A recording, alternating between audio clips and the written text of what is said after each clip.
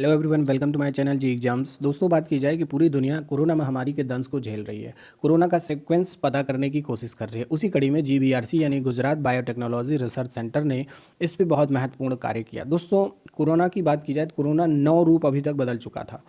इसमें से 6 की पहचान, 6 की आइडेंटिफिकेशन हो चुकी थी। जो बाकी 3 था वो भारत में गुजरात बायोटेक्नोलॉजी रिसर्च सेंटर ने कोरोना के वंशसूत्र यानी इसके सूक्ष्म जीनोम सीक्वेंस को ढूंढ निकाला है। दोस्तों, अगर इसको आसान भाषा में समझें तो हुआ क्या कि दरअसल चीन से लेकर अमेरिका तक दुनिया भर के शीर्ष वैज्ञानिक कोरोना वायरस के बारे में अब तक पूरी तरह से जानकारी नहीं हासिल कर पाए थे। ऐसे में गुजरात लैब से मिली मदद पूरे वैज्ञानिक जगत के लिए काम आएगी। हुआ क्या कि इस वायरस की न्यूक्लियर सीक्वेंस था दुनिया भर में हुई है, लेकिन इस रूप बदलने वाले वायरस में 3 परिवर्तन म्यूटेशन जो होता है जिनके बारे में पता नहीं था, क्योंकि वो बिल्कुल नए थे। गुजरात की लैब में जीनोम सीक्वेंस को पूरा करके वायरस की पूरी कुंडली बनाने का काम हुआ है। दोस्तों, सरल भाषा में अगर कहें तो रिसर्च को डायरेक्टर प्रोफेसर चैतन्य जोशी ने बताया कि हर कोशिका में genetic material deoxy ribo nucleic acid यानी डीएनए या राइबो न्यूक्लिक एसिड यानी आरएनए के रूप में होता है। मनुष्य में प्रमुखता से डीएनए होता है, जबकि वायरस में आरएनए की भूमिका अहम होती है। इन्हीं से मिलकर बनते हैं जीन्स, जो किसी भी जीव के विकास और व्यवहार को नियंत्रित करते हैं और बीमारियों के मुकाबले में महत्वपूर्ण होते हैं। इसे ही जीनोम संरचना कहते हैं। दोस्तों, रिसर्च में सामने आया है कि कोविड-19 वायरस की संरचना और व्यवहार को आरएनए यानी राइबोन्यूक्लिक एसिड नियंत्रित करता है। वायरस की संरचना और इसके व्यवहार को वैज्ञानिक जितनी जल्दी समझ जाएंगे, दवा बनाने में उतनी ही तेजी और आसानी होगी। संरचना से पता लग जाएगा कि इस वायरस को फैलने से कैसे रोकना है और कैसे खत्म करना है। चूँकि यह अदृश्य वायरस है, तो इस सारी लड़ाई सूक्ष्म आणविक स्तर पर होगी।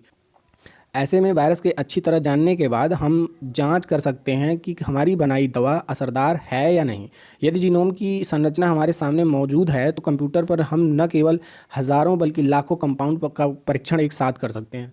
साथ ही टेस्ट के बाद कौन सा कंपाउंड इस पे काम करेगा उसे पहचान कर लेबोरेटरी के लेवल तक ले जा सकते हैं, जिससे सफल दवा बनाने की संभावना बढ़ सकती है।